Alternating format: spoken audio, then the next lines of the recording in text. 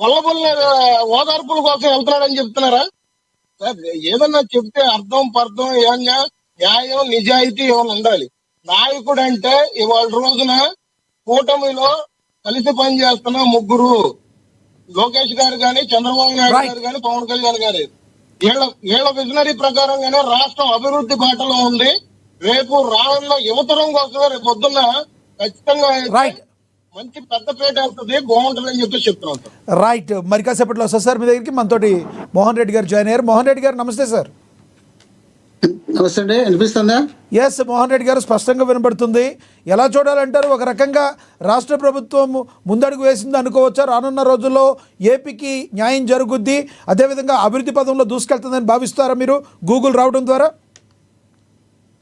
మీకు ప్యానల్లో పాల్గొన్న పెద్దలకు, చూస్తున్న వీక్షకులకు అందరికీ నమస్కారం అండి. నమస్తే అండి.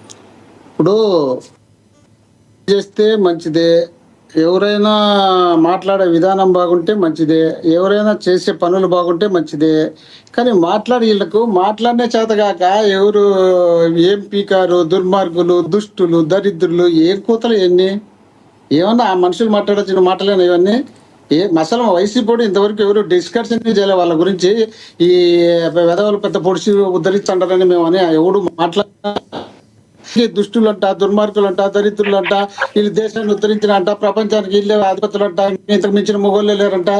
ఏందే వీళ్ళు చేసింది? వీళ్ళ ముఖాలు బుద్ధి ఏదో చెప్పుకుంటున్నారు. జగన్మోహన్ రెడ్డి గారు బిజినెస్ సమ్మిట్ పెట్టి 14 లక్షల కోట్ల రూపాయలు ఒప్పందం చేసుకున్నారు. అన్ని తెలిసి ఆదాని అంబానీ మొత్తం అందరినీ విశాఖపట్నం దించి మొత్తం అందరినీ ఉదయం నుండి సాయంత్రం వరకు రాష్ట్రం దేశం మొత్తం అన్ని నుండి పిలిపించి అక్కడ 14 లక్షలు ఒప్పందం చేసినారు. అన్ని మర్చిపోయినారు. ఆ రోజు చేసినటువంటి 2023లో జగన్మోహన్ రెడ్డి గారు చేసినటువంటి ఈ శంకుస్థాపన ఈ రోజు దాన్ని పట్టుకొని వాళ్ళు ఏదో గొప్పగా చెప్పుకుంటున్నారు. వాళ్ళు తెలియకపోతే పంపించారు, చూసుకోమని చెప్పండి, తెలుస్తుంది. ఆదాని గారిని వాళ్ళ కంపెనీ తరఫున ఆ రోజు 300 మెగా వాట్లతో తీసుకొచ్చి డేటా సెంటర్ను ఏర్పాటు చేసిండేది జగన్మోహన్ రెడ్డి గారు. దాన్ని మర్చిపోయి జగన్మోహన్ రెడ్డి గారు చేయలే, మేము చేసినాం, మా ఇంత మొగోళ్ళు లేరు, మా ఇంత వీరులు లేరు, మా ఇంత సూర్యులు లేరు. ఏం సూర్యులు? 14 నుండి 19 వరకు మొత్తం కూటమి కలిసి గవర్నమెంట్ ఏర్పాటు చేసినారు. కూటమి గవర్నమెంట్ ఏర్పాటు చేసేటప్పుడు తిరుపతిలో బహిరంగ సభలో అక్కడ ఉన్నటువంటి ఇప్పుడు మాజీ ఉపరాష్ట్రపతి వెంకయ్య నాయుడు గారు, ఇప్పుడున్న మంత్రి గారు, అప్పుడున్న పవన్ కళ్యాణ్ గారు, ఇప్పుడున్న చంద్రబాబు నాయుడు గారు అందరూ కలిసి ఒప్పందం చేసుకున్నారు. రాష్ట్రానికి సంబంధించిన ప్రత్యేక హోదాకు సంబంధించి, విభజనకు సంబంధించి మొత్తం హామీలన్నీ నెరవేర్చాం, వీరులం, సూర్యులం, బలాఢ్యులం అందరం అని చెప్పి ఆ తర్వాత బయటకు అనుంటి 2, 3, 4 ఏళ్ళు కాపురం చేసి అందరూ కలిసి ఆ తర్వాత కాపురం విడగొట్టుకొని మళ్ళీ ఇక్కడ అధికారం తెలంగాణలో కాంగ్రెస్ పార్టీ ఎన్నికలప్పుడు పొత్తు పెట్టుకొని వాళ్ళు కొడతానే మళ్ళీ ఇక్కడ ఆంధ్ర కూడా వచ్చే పరిస్థితి లేదు. ఇక్కడన్నా కనీసం బీజేపీలతో కలిపి మళ్ళీ అధికారంలోకి వస్తామని చెప్పి ట్రై చేస్తే 2019లో వాళ్ళ దగ్గరికి రానికపోతే జగన్మోహన్ రెడ్డి గారు ముఖ్యమంత్రి అయిన తర్వాత దమ్మున్న మగాడు, ధైర్యం ఉన్న మగాడు, మీసమున్న మగాడు కాబట్టి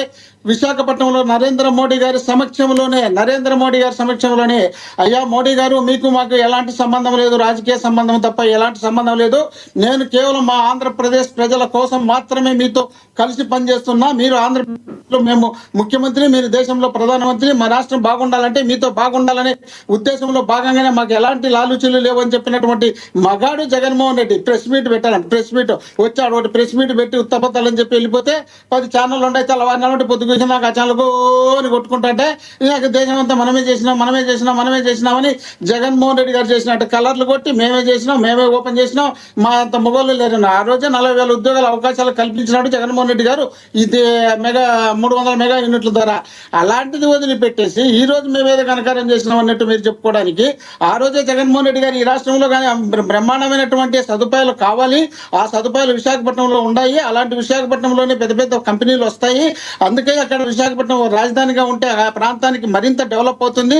ఇది డెవలప్ అయిన సిటీ, ఈ సిటీలో మరింత మెరుగైన సేవలు ఉండాలంటే రుషికొండ లాంటి ప్రాంతంలో ఒక పెద్ద బిల్డింగ్ కట్టించాలి, ఆ బిల్డింగ్ లో వచ్చినటువంటి అతిథులు దిగాలి, ఆ అతిథులకు గౌరవం ఇస్తే అక్కడ రావాల్సినటువంటి పెట్టుబడులు వస్తాయి. మనం తీసుకుపోయి గుడిసెల్లోనూ కొంపల్లోనూ పెట్టుకుంటే ఏ పెట్టుబడులు రావనే ఉద్దేశంలో భాగంగానే జగన్మోహన్ రెడ్డి గారు తీసుకొచ్చి ఆడ 500 కోట్లు పెట్టి బ్రహ్మాండమైన బిల్డింగ్ కట్టించే దాన్ని పట్టుకొని జగన్మోహన్ రెడ్డి గారు సొంతం కట్టుకున్నట్టు, జగన్మోహన్ రెడ్డి గారు ఇంటికి కట్టుకున్నట్టు, జగన్మోహన్ రెడ్డి గారి భార్య కోరిక మేరకు కట్టించుకున్నామని చెప్పి ఇష్టం వచ్చినట్టు వాగినారయ్యా. వీళ్ళు వచ్చి నీతులు చెప్తే, నిజాయితీలు చెప్తే జరుగుతుందా? ఐటీ శాఖ మంత్రి నారా లోకేష్ గారు ఒక బయట ఒకటి ఉంది, ప్లే అవుతుంది, చూద్దాం. ఎట్లా బా ఇద్దరు మీరే మాట్లాడండి సార్. లేదు లేదు లేదు లేదు మీరే మాట్లాడండి. ఆయన ఒక మాట్లాడారు, ఆయన మాట్లాడిన దాన్ని బట్టి మీరు మాట్లాడేది కాదు.